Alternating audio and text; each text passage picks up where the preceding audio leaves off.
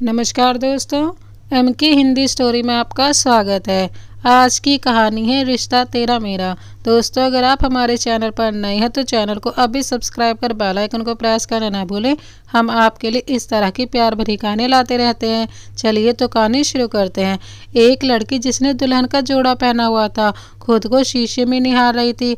आज वह किसी राजकुमारी से कम नहीं लग रही थी। तभी उसकी कुछ सहेलियां आती हैं और उसे मंडप तक ले जाती हैं। एक लड़की जिसकी उम्र करीब 20 साल के आसपास होगी, वो लाल जोड़े में शादी के मंडप में बैठी हुई थी। उसके चेहरे से उसकी खुशी का पता लगाया जा सकता था। वहीं उसके बगल में उसका बॉयफ्रेंड रोहित, जिससे उसकी शादी हो रही थी, वो बैठा था। उन दोनों का रिश्ता करीब 5 साल पुराना था। दोनों इस शादी को लेकर बहुत खुश थे। रोहित ने लड़की का हाथ थामा हुआ था, जिसका नाम माही उर्फ माहिरा था। रोहित और माहिरा एक दूसरे की आंखों में देखकर मुस्कुरा रहे थे। वहीं सामने पंडित जी मंत्र पढ़ रहे थे। तभी अचानक से गोली चलने की आवाज आती है। गोली की आवाज़ सुनकर वहां मौजूद जितने भी लोग थे सभी घबरा जाते हैं और दरवाजे की तरफ देखने लगते हैं। दरवाजे पर एक लड़का खड़ा था, जिसकी उम्र करीब 27 साल थी और वो शहर का सबसे बड़ा माफिया था। सभी उस लड़के को देखकर घबरा जाते हैं। उस लड़के का ऑरा ही ऐसा था जो किसी के मन में भी दहशत पैदा कर सके। शहर के लोग उसे अच्छी तरह से जानते थे। वो शहर का सबसे बड़ा माफिया शौर्य ओबरॉय था। शौर्य के हाथ में गन थी और वो गुस्से में माही की तरफ देख रहा था। माही शौर्य को अपनी तरफ इस तरह से देखता हुआ देखकर घबरा जाती है। उसे समझ नहीं आ रहा था कि शौर्य उसे इस तरह से क्यों देख रहा है। तभी शौर्य ऊपर की तरफ गोली चलाने लगता है। गोली की आवाज़ सुनकर माही अपने दोनों कानों को अपने हाथों से ढक लेती है। शौर्य फिर माही से बोलता है, तूने सोच भी कैसे लिया कि तू मुझे धोखा देकर इस लंगूर से शादी करेगी और मैं यहाँ नहीं आऊँगा। माही उसकी बात सुनकर हैरानी से चौंकते बोलती है, धोखा? कैसा धोखा? मैं तो तुम्हें जानती भी नहीं हूँ। शौर्य उसकी बात सुनकर अपने दांत पीसते बोलता है, क्या कहा, नहीं जानती तू मुझे? माही धीरे से अपना सर ना में हिला देती है। शौर्य का गुस्सा बढ़ने लगा था। वो गुस्से में उसके पास आकर उसका हाथ पकड़कर उसे खड़ा करता है और फिर अपनी तरफ खींचकर उसकी आंखों में देखते बोलता है, ध्यान से देख इस चेहरे को और सच सच बोल, क्या तू सच में मुझे नहीं जानती है? शौर्य उसका यह सवाल करना था। तभी रोहित गुस्से में बोलता है, क्या दादागिरी है? जब माही ने कहा कि वो तुम्हें नहीं जानती तो क्यों तुम? वो अपनी बात पूरी कर पाता। तभी शौर्य उसके पैरों की तरफ गोली चलाने लगता है। रोहित की तो सिट्टी पिट्टी ही गुम हो जाती है और वह बंदर की तरह उछलने लगता है। वहीं शौर्य के साथ आए उसके आदमी रोहित के इस तरह से उछलता हुआ देखकर हंसने लगते हैं। शौर्य फिर रोहित से बोलता है, जब तक मैं बात कर रहा हूँ मुझे नहीं पसंद कि कोई बीच में बोले। अभी तो गोली सिर्फ पैरों के पास चलाई है। दोबारा अगर तेरे मुंह से मैंने एक शब्द भी बीच में सुन लिया ना तो गोली तेरे सीने के आर पार जाएगी। रोहित शौर्य की धमकी सुनकर बहुत ज़्यादा घबरा जाता है और जल्दी से मंडप से उतर जाता है। माही रोहित को देखकर घबराते हुए बोलती है, रोहित तुम मुझे छोड़कर कहाँ जा रहे हो? रोहित माही की बात का कोई जवाब नहीं देता। वो तो पहले से ही डरा हुआ था। तभी माही के माँ बाप अरविंद जी और नलिनी जी वहाँ आकर शौर्य के सामने अपना हाथ जोड़कर बोलते हैं, शौर्य सर प्लीज़ मेरी बेटी को छोड़ दो, वह आपको नहीं जानती है। शौर्य माही के माँ बाप की तरफ देखकर चिल्लाते बोलता है, झूठ बोल रही है, यह मुझे अच्छे से जानती है। हम दोनों का रिलेशन 2 साल से चल रहा है और यह मुझे 1 हफ्ते पहले यह बोलकर गई थी कि इसे अपनी एक दोस्त के यहाँ शादी में जाना है, पर यह तो यहाँ आकर खुद ही शादी कर रही है। इसे लगा था कि मैं इसे खोज नहीं पाऊँगा, पर इसने बहुत गलत सोचा। मैंने इसे आखिरकार खोज लिया। अब मैं इससे शादी करूंगा और खबरदार किसी ने भी शादी को रोकने की कोशिश की तो मैं यहाँ लाशों के ढेर बिछा दूंगा। इसीलिए चुपचाप सब साइड में खड़े हो जाओ। शौर्य के आदमी वहाँ मौजूद सारे लोगों पर गन तान देते हैं। शौर्य फिर जबरदस्ती माही के साथ मंडप पर बैठ जाता है और उससे शादी करने लगता है। माही उससे बार बार रिक्वेस्ट कर रही थी कि वो उसे छोड़ दे क्योंकि वो उसे नहीं जानती है, पर शौर्य उसकी एक नहीं सुन रहा था। कुछ ही देर में शौर्य और माही की शादी हो जाती है। शौर्य ने माही से जबरदस्ती शादी कर लिया था। माही बहुत ही बुरी तरह रो रही थी, पर शौर्य को इससे कोई फर्क ही नहीं पड़ रहा था। शौर्य फिर उसका हाथ पकड़कर गुस्से में बोलता है, सिर्फ 5 मिनट है तुम्हारे पास, जाओ और जाकर अपने माँ बाप से मिल लो, क्योंकि आज के बाद से तुम कभी भी उनसे नहीं मिल पाओगी। माही शौर्य की यह बात सुनकर घबरा जाती है और अपने माँ पापा की तरफ देखती है। माही के पापा अरविंद जी शौर्य से बोलते हैं, तुमने मेरी बेटी से इस तरह से शादी करके ठीक नहीं किया। मैं तुम्हें अपनी बेटी को यहाँ से ले जाने नहीं दूंगा। मैं अभी पुलिस को कॉल करता हूँ। यह बोलकर वो जैसे ही अपना मोबाइल निकालते हैं तभी शौर्य का खास आदमी जियान अरविंद जी के सर पर अपना गन रखकर कड़क आवाज में बोलता है, मोबाइल मुझे दो वरना तुझे जान से मार दूंगा। अरविंद जी के सर पर गन देखकर माही और उसकी मां नलिनी जी बहुत बुरी तरह घबरा जाते हैं। अरविंद जी की भी आंखों में भी अब डर दिखने लगा था। वो अपना मोबाइल जियान की तरफ बढ़ा देते हैं। जियान मोबाइल लेकर जमीन में जोर से फेंकता है जिससे मोबाइल के 2 टुकड़े हो जाते हैं। शौर्य फिर अरविंद जी के पास आकर गुस्से में उनकी आंखों में देखते बोलता है, मैं किसी पुलिस से डरता नहीं हूँ, लेकिन अभी मैं कोई तमाशा करने के मूड में नहीं हूँ। शादी हो गई है मेरी, इसीलिए मैं चाहता हूँ कि तुम लोग अपनी बेटी की शांति के साथ विदाई करो और अगर चाहो तो मेरे जाने के बाद पुलिस का नेता को भी कॉल कर सकते हो। मुझे किसी से डर नहीं लगता, समझ आया ना। अरविंद जी और नलिनी जी शौर्य की बात सुनकर बहुत ज़्यादा डर जाते हैं। शौर्य को सच में किसी का डर नहीं था। वहीं माही अपने पापा के गले लगकर रो रही थी और बार बार उनसे रिक्वेस्ट कर रही थी कि उसे शौर्य के साथ नहीं जाना है, पर अब उसके माँ पापा भी मजबूर हो चुके थे। वो लोग भी कुछ नहीं कर सकते थे। 5 मिनट पूरे होते शौर्य माही के पास आकर उसका हाथ पकड़ लेता है और उसे अपनी तरफ खींचते बोलता है, चलो टाइम पूरा हुआ। माही शौर्य से अपना हाथ छुड़ाने लगती है पर शौर्य ने उसका हाथ मजबूती से पकड़ा हुआ था। वो उसे खींचकर बाहर की तरफ ले जाने लगता है। माही वहां रखा एक टेबल को अपने दूसरे हाथ से पकड़ लेती है जिससे शौर्य रुक जाता है और पलटकर उसकी तरफ देखता है। माही गुस्से में बोलती है, मुझे नहीं जाना, तुम जैसे गुंडे के साथ गई, प्लीज़ मुझे नहीं जाना। शौर्य उसकी बात सुनकर गुस्से में बोलता है, तू ऐसे नहीं मानेगी। यह बोलकर वो फिर उसे अपने कंधे पर उठा लेता है। माही जोर जोर से अपने दोनों पैर हिलाने लगती है और अपने दोनों हाथ से उसके पीठ पर मारने लगती है, पर शौर्य के शक्त शरीर के सामने नाजुक सी माही का कोई जोर नहीं चल रहा था। शौर्य उसे बाहर लाता है, वहीं उसके पीछे उसके सारे आदमी भी बाहर आते हैं। शौर्य फिर माही को कार के अंदर धक्का देता है और उसके बगल में जाकर बैठ जाता है। जियान भी ड्राइविंग सीट पर बैठकर कार स्टार्ट करके रोड पर दौड़ने लगता है, पर माही बुरी तरह रो रही थी और कार के कांच पर जोर जोर से हाथ मार रही थी। वहीं शौर्य उसे अजीब नज़रों से देख रहा था। माही उसकी तरफ देखकर गुस्से में बोलती है, तुम मेरे साथ ज़बरदस्ती नहीं कर सकते, प्लीज़ मुझे जाने दो, मैं तुम्हें नहीं जानती हूँ। शौर्य अपनी एक उंगली से उसके बाजू को छूते बोलता है, तुम मुझे इतनी जल्दी भूल कैसे सकती हो काजल? मैंने तुम्हें पहले भी बताया ना कि मैं तुमसे बहुत प्यार करता हूँ और कभी भी मुझे छोड़कर जाने के बारे में मत सोचना, वरना मेरा जुनून तुम देखोगी। पर तुमने उस समय मेरी बात को सीरियसली नहीं लिया था ना, तो देखो मैंने जो बोला वो करके दिखाया। अब मेरी बात ध्यान से सुनो, अब से तुम पर सिर्फ मेरी मर्जी चलेगी। अब तुम चाहकर भी मुझसे दूर नहीं जा सकती। अब से तुम पर सिर्फ मेरा हक है, तुम अब से मेरी हो, सिर्फ मेरी। अब से तुम चाहकर भी मेरी कैद से आज़ाद नहीं हो सकती, क्योंकि अब तुम सिर्फ मेरा प्यार नहीं बल्कि मेरा जुनून बन चुकी हो काजल। माही उसकी बात सुनकर और ज़्यादा घबरा जाती है और उसकी आंखों में देखने लगती है। शौर्य की आंखों में उसे अपने लिए जुनून और पागलपन साफ साफ दिख रहा था। वहीं माही को इस बात की भी हैरानी हो रही थी कि शौर्य उसे बार बार काजल क्यों बोल रहा है। तभी शौर्य उसका बाजू पकड़कर उसे अपने करीब खींच लेता है और फिर धीरे धीरे उसके होठों की तरफ झुकने लगता है। माही यह देखकर डर से अपनी आंखें बंद कर लेती हैं। शौर्य फिर उसके होठों पर अपने होठ रख देता है। शौर्य ने माही से जबरदस्ती शादी कर लिया था और अब वो उसे अपने साथ ले जा रहा था। माही बार बार उससे रिक्वेस्ट कर रही थी कि वो उसे छोड़ दे, पर शौर्य उसकी नहीं सुन रहा था। माही को उसकी आंखों में अपने लिए जुनून और पागलपन साफ साफ दिख रहा था।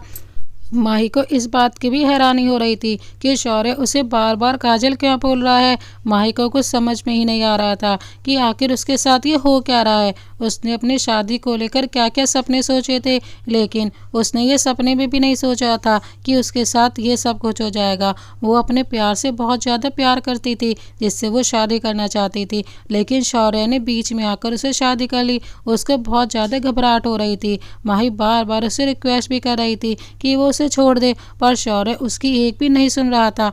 माही उसकी आंखों में अपने लिए जुनून और पागलपन साफ साफ देख सकती थी। वहीं माही को इस बात की हैरानी भी हो रही थी कि शौर्य से बार बार आखिर काजल क्यों बोल रहा है। तभी शौर्य उसका बाजू पकड़कर उसे अपने करीब खींच लेता है और फिर धीरे धीरे उसके होठों की तरफ झुकने लगता है।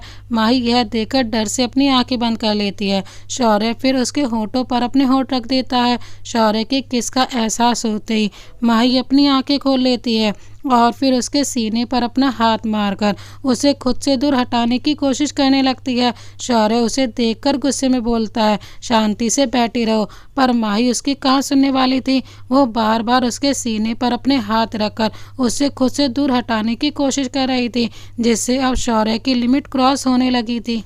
इसीलिए वो गुस्से में उसका हाथ छोड़ देता है और फिर उसकी कमर पकड़कर उसे अपने करीब खींच लेता है और खुद भी उसके सामने उससे चिपक जाता है, जिससे माही अब हिल भी नहीं पा रही थी। शौर्य अपनी बॉडी का पूरा भार उस पर डाल दिया था।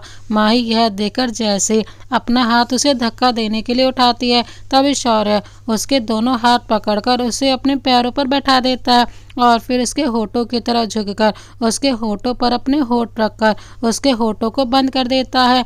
माही को कुछ भी समझ नहीं आ रहा था कि वो आखिर क्या करे। वो चाहकर भी कुछ नहीं कर पा रही थी। माही की आंखें ये देखकर बड़ी हो जाती हैं। वो अपने दोनों होठों को आपस में मिलाकर कसकर बंद कर लेती है। शौर्य यह देखकर उसे एग्रेसिव तरीके से किस करने लगता है और बार बार अपनी जीभ से उसके होठों को खोलने की कोशिश करने लगता है। माही के पूरे शरीर में सिहरन सी दौड़ पड़ती है।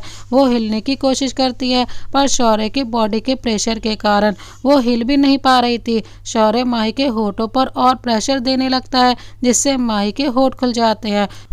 जब माही के होठ खुल जाते हैं, शौर्य ये देखकर बहुत खुश हो जाता है। शौर्य ये एहसास होते जल्दी से उसके होठों पर किस करने लगता है और उसे किस करता जाता है। माही उसके किस करते थोड़ी देर पहले हुई सारी बातों को भूल जाती है और उसके किस को महसूस करने लगती है। शौर्य माही को पैशनेट किस करने लगता है। वहीं माही कुछ देर स्ट्रगल करने के बाद शांत हो जाती है और अपनी आंखें बंद कर लेती है। शौर्य को माही को किस करके सुकून मिल रहा था और उसका गुस्सा भी शांत होने लगा था।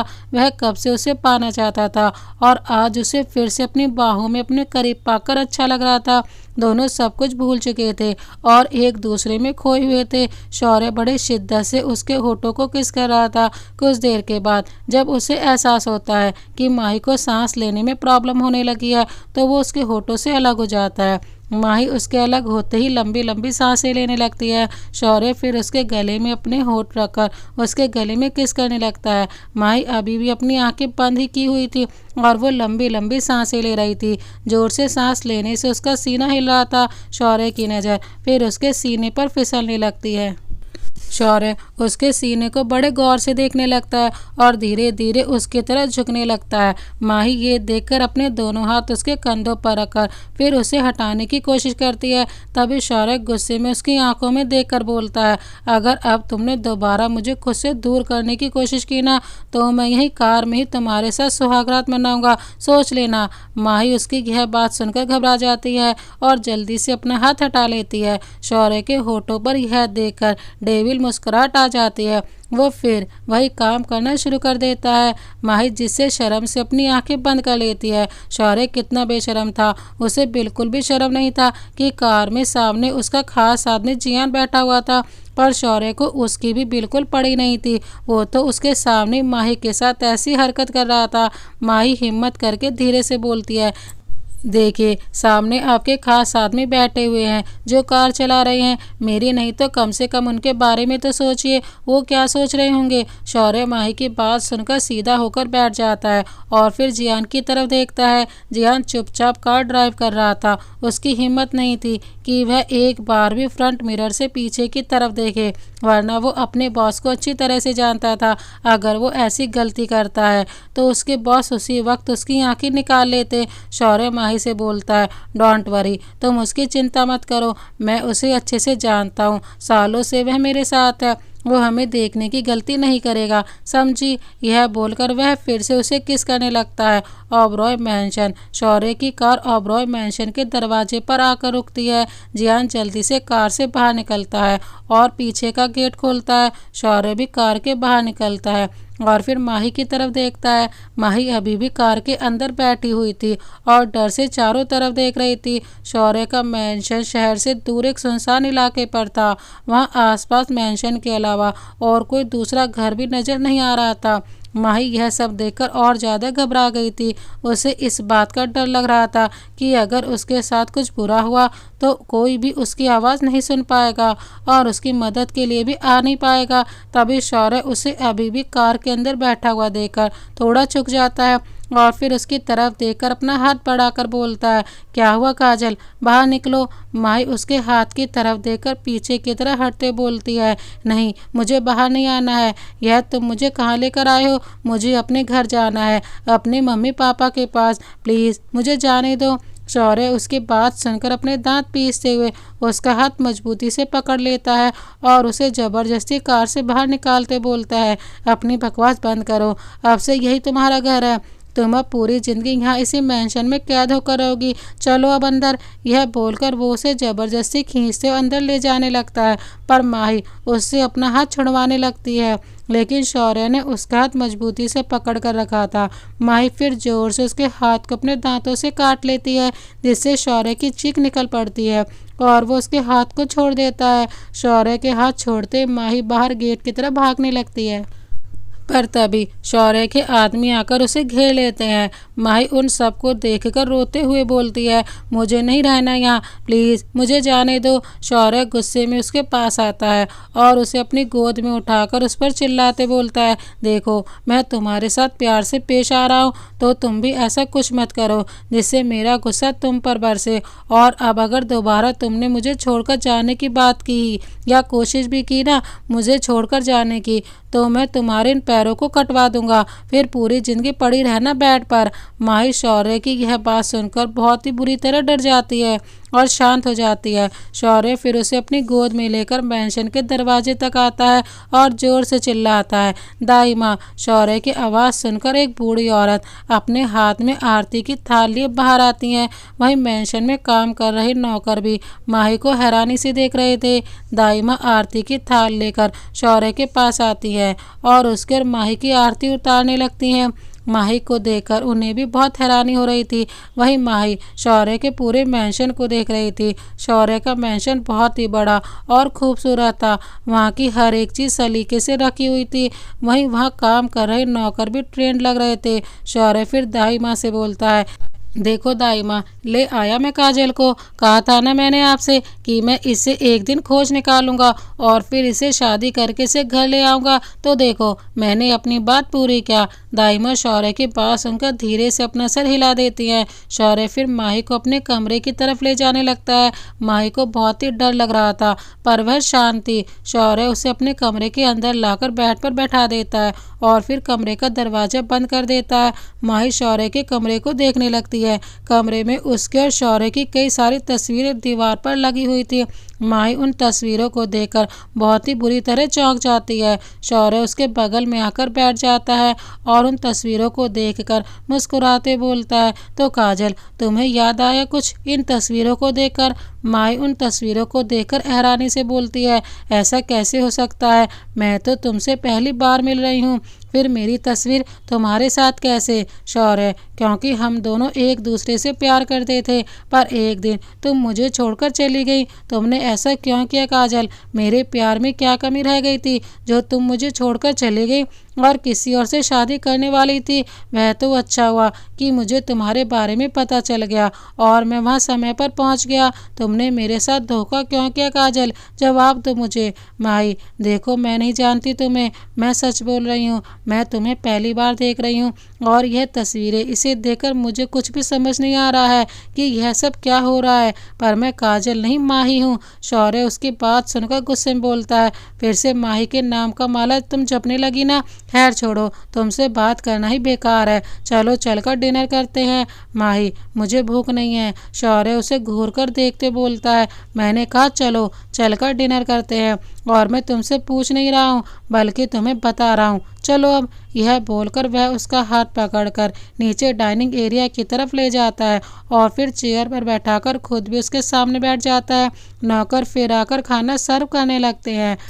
माही ये सब देखकर गुस्से में बोलती है, मैंने कहा ना मुझे भूख नहीं है और मैं तुम्हारी हर बात नहीं मानूंगी। शौर्य उसकी बात सुनकर उसके होठों पर किस कर देता है। शौर्य के अचानक किस करने से माही हड़बड़ा जाती है। शौर्य फिर उसे देखते हुए बोलता है, अब अगर तुमने दोबारा कुछ भी बोलने के लिए मुंह खोला ना तो मैं तुम्हें फिर से किस कर लूँगा, इसीलिए अब मुंह खोलना तो सिर्फ खाना खाने के लिए। चलो अब बिना कुछ बोले चुपचाप से खाना खाओ। माही उसे गुस्से में घूर कर देखने लगती है और फिर खाना खाने लगती है। खाना खाने का उसका मन तो नहीं था, पर वह जानती थी कि अगर वो फिर से कुछ बोलेगी तो शौर्य उसे किस कर लेगा, इसीलिए वो बेमन से खाना खा रही थी। शौर्य उसे देखकर मुस्कुरा देता है और वो भी खाना खाने लगता है। खाना खाने के बाद शौर्य माही से बोलता है, तुम यहीं बैठो मैं आता हूँ और जब तक मैं ना आऊँ यहाँ से हिलना मत। ये बोलकर वो ऊपर कमरे में चला जाता है। माही उसे गुस्से में देख रही थी। तभी दाइमा माही के पास आकर खड़ी हो जाती हैं और हैरानी से उसके चेहरे की तरफ देखते बोलती हैं, कौन हो तुम। माही दाइमा का सवाल सुन के उनकी तरफ देखने लगती है। दाइमा, मैं जानती हूँ कि तुम काजल नहीं हो बल्कि कोई और हो, अब बताओ कौन हो तुम। माही दाइमा का सवाल सुनकर खड़ी होते बोलती है, आपने बिल्कुल सही कहा, मैं काजल नहीं हूँ। पर वो शौर्य समझने की कोशिश ही नहीं कर रही हैं। मैंने उनसे कितनी बार कहा है कि मैं काजल नहीं माही हूँ, पर वो मेरी बात मानने को तैयार नहीं है। अब आप मुझे बताओ कि कौन है ये काजल जिसके कारण यह पूरा स्यापा फैला हुआ है, और क्या वो मेरे जैसी दिखती है। दाइमा उसकी बात सुनकर लंबी सांस लेते हुए बोलती हैं, हाँ माही, वह तुम्हारी तरह ही दिखती थी। वह और शौर्य बाबा एक दूसरे से बहुत प्यार करते थे। उन दोनों की सगाई भी हो गई थी। शौर्य बाबा तो बहुत खुश थे क्योंकि कुछ दिनों के बाद उनकी काजल से शादी होने वाली थी। फिर वह दोनों एक दिन घूमने गए थे, पर जब वह वापस लौट रहे थे तो काजल ने शौर्य बाबा से जिद किया कि उसे फ़ोटो खिंचवाना है। वहीं पास में एक पहाड़ी था तो काजल पहाड़ी के पास खड़ी होकर फ़ोटो खिंचवाने लगती है। तभी अचानक से उसका पैर एक कंकड़ में पड़ा और वो उस पहाड़ी से नीचे गिर गई थी। शौर्य बाबा तो यह देखकर पागल से हो गए थे। वो काजल को उस खाई में खोजने की कई दिनों तक कोशिश करते रहे, पर काजल उन्हें नहीं मिली। हम सब ने तो काजल को मरा हुआ मान लिया, लेकिन शौर्य बाबा काजल को मरा हुआ नहीं मान सकते थे। उन्होंने साफ साफ कह दिया था कि जब तक वो काजल की लाश को नहीं देख लेते तब तक वो नहीं मान सकते कि उनकी काजल उन्हें छोड़कर चली गई है। उस खाई के नीचे गहरा जंगल था, इसलिए हम सबको लगने लगा कि खाई में गिरने से काजल जंगल में गिर गई होगी और वहाँ किसी जंगली जानवर ने उसे मार दिया होगा, तभी तो उसकी लाश नहीं मिली। हम सब ने शौर्य बाबा को बहुत समझाने की कोशिश की, पर वो किसी की बात सुनने को तैयार नहीं थे। फिर कुछ दिन के बाद उन्हें कॉल आया और वो तुमसे मिले, और आज तुम यहाँ हो। तुम्हारा चेहरा काजल से मिलता है, इसीलिए वो तुम्हें अपनी काजल समझने लगे हैं। माई दाई माँ की बात सुनकर चौंक जाती है। अब उसे समझ नहीं आ रहा था कि वो कैसे साबित करेगी कि वह काजल नहीं माही है। शौर्य कुछ देर के बाद उसके पास आकर खड़ा हो जाता है और मुस्कुराते हुए उसे अपनी गोद में उठाकर बोलता है, चलो अब कमरे में चलते हैं हमारी सुहागरात मनाने। माही शौर्य की बात सुनकर बुरी तरह घबरा जाती है। शौर्य माही को अपनी गोद में उठाकर बोलता है, चलो कमरे में चलते हैं क्योंकि आज हमारी सुहागरात है। माही शौर्य की बात सुनकर बुरी तरह घबरा जाती है। शौर्य फिर उसे कमरे के अंदर लाकर गोद से उतार देता है। माही कमरे का नज़ारा देखकर और भी बुरी तरह घबरा जाती है क्योंकि कमरे को रेड गुलाब से सजाया गया था। वहीं चारों तरफ कैंडल्स भी जल रहे थे और पूरे बेड पर भी गुलाब की पंखुड़ियाँ बिछाई गई थी। कमरे में धीमी धीमी खुशबू आ रही थी और स्लो रोमांटिक म्यूजिक भी चल रहा था। यह सब देखकर तो माही और भी ज्यादा डर जाती है। वो फिर शौर्य से बोलती है, शौर्य देखिए, आप जैसा समझ रहे हैं वैसा नहीं है। मैं आपकी काजल नहीं बल्कि माही हूँ। आपकी काजल तो मर। वो अपनी बात पूरी कर पाती तभी शौर्य उसके होंठों पर अपने होंठ रखकर उसके होंठों को बंद कर देता है। यह सब इतनी अचानक से हुआ कि माही को कुछ सोचने समझने का मौका ही नहीं मिला। शौर्य उसके होंठों को अपने होंठों पर रखकर पैशनेट किस करने लगा है। माही उसके दोनों कंधे पर हाथ रखकर उसे धक्का देने की कोशिश करने लगती है। शौर्य उसके कमर को अपने हाथ से पकड़ लेता है और उसे अपने करीब खींचकर उसे और डीप किस करने लगता है। पहले तो वह माही को सॉफ्ट किस कर रहा था, पर उसके बार बार धक्का देने से शौर्य का गुस्सा बढ़ने लगा था, इसीलिए अब उसका किस भी रफली किस में बदलने लगा था। माही अभी भी उसे धक्का देने की कोशिश कर रही थी। शौर्य यह देखकर उसे किस करते हुए उसके दोनों हाथों को अपने एक हाथ से पकड़कर पीछे की तरफ मोड़ देता है, जिससे माही और ज़्यादा झटपटाने लगती है। शौर्य फिर अपने दूसरे हाथ से उसके कमर को पकड़कर उसे अपने बॉडी से पूरा चिपका लेता है, जिससे अब माही का झटपटाना भी थोड़ी देर के बाद बंद हो जाता है। शौर्य अभी भी उसे किस कर रहा था। कुछ देर के बाद माही को सांस लेने में दिक्कत होने लगती है, जिससे सांस नहीं लिया जा रहा था। उसकी सांसें भी धीमी पड़ने लगी थी, इसीलिए वह सांस लेने के स्ट्रगल करने लगती है। पर शौर्य था कि उसे छोड़ने का नाम ही नहीं ले रहा था। वहीं माही को अब ऐसा लग रहा था कि जैसे किसी भी वक्त उसकी सांस रुक सकती है और वो मर सकती है। उसकी आंखें भी बंद होने लगी थी। तभी शौर्य को एहसास होता है कि माही को सांस लेने में प्रॉब्लम होने लगी है, तो वह एक झटके में उसे छोड़ देता है। शौर्य के छोड़ते ही माही लंबी लंबी सांस लेने लगती है। लंबी लंबी सांस लेने से माही का सीना ऊपर नीचे हिल रहा था। शौर्य की नज़र भी बार बार उसके सीने पर जाकर रुक रही थी। शौर्य फिर उसके सीने पर अपना चेहरा रखकर उसके सीने पर बाइट कर देता है, जिससे माही की चीख निकल पड़ती है और वह गुस्से में उसे धक्का दे देती है। पर शौर्य उसका हाथ पकड़कर उसे अपने करीब खींच लेता है और एक सेकंड भी बिना देर किए हुए उसके होठों पर बाइट कर देता है, जिससे माही के होठ से खून निकलने लगता है। थोड़ा सा खून शौर्य के होठों पर भी लग जाता है। शौर्य फिर अपनी जेब से रुमाल निकालकर उसके होठों को साफ करता है और मुस्कुराते बोलता है, एक बात ध्यान से सुन लो काजल, आज के बाद से यह मत बोलना कि तुम मेरी काजल नहीं हो, क्योंकि अगर तुमने दोबारा ऐसा बोला ना तो मैं तुम्हारे होठों को ऐसे ही सजा दूंगा। और अभी तो यह सिर्फ शुरुआत है, अभी तो मैं सिर्फ किस किया था तुम्हें, अभी तो पूरी रात बची है सुहागरात मनाने के लिए। यह बोलकर वो उसे बैट की तरफ इशारा करता है। माही बैट को देखकर और भी ज़्यादा घबरा जाती है कि पता नहीं आगे उसके साथ क्या करेगा शौर्य। माही ये सुनकर डर जाती है कि आखिर अब शौर्य उसके साथ क्या करेगा। शौर्य उसे पकड़कर अपनी तरफ खींच लेता है, जिससे माही सीधा उसके सीने से जा लगती है। माही को बहुत अजीब लग रहा था। वो उससे दूर होना चाहती थी, लेकिन शौर्य से खुद को दूर कर पाना इतना आसान नहीं था। शौर्य अपने एक हाथ से उसके कमर को पकड़े हुए था और अपने दूसरे हाथ से उसके बाल को कान के पीछे करता है। तो दोस्तों, इस कहानी को यहाँ तक देखने के लिए आपका बहुत बहुत धन्यवाद। आखिर शौर्य क्या करेगा माही के साथ? आखिर कौन है माही? क्या माही सच में उसकी काजल है? क्या माही ने शौर्य से कुछ छिपाया है, या फिर माही काजल नहीं माही राही है? देखने के लिए देखिए इस कहानी के अगले भाग में। इसी तरह के नए कहानी देखने के लिए हमारे चैनल को अभी सब्सक्राइब कर बेल आइकन को प्रेस करना ना भूलें। हम आपके लिए इस तरह की प्यार भरी कहानी लाते रहते हैं। मिलते हैं एक और नई कहानी के साथ, तब तक के लिए जय हिंद, वंदे मातरम।